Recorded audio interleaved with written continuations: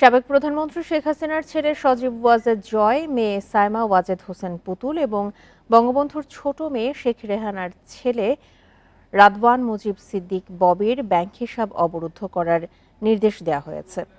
বাংলাদেশ ব্যাংকের আর্থিক গোয়েন্দা সংস্থা বাংলাদেশ ফিনান্সিয়াল ইন্টেলিজেন্স ইউনিট এই নির্দেশ দিয়েছে।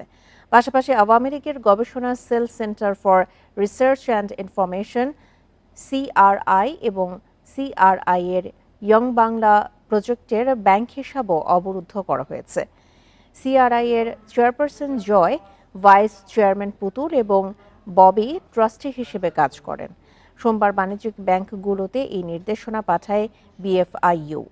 সংস্থাটির একজন কর্মকর্তা এই তথ্য নিশ্চিত করেছেন। তিনি জানান, এই তিনজনের পাশাপাশি হাসিনা সরকারের জ্বালানি ও বিদ্যুৎ প্রতিমন্ত্রী নসরুল হামিদ বিপুর ব্যাংক হিসাবও অবরুদ্ধ হয়েছে।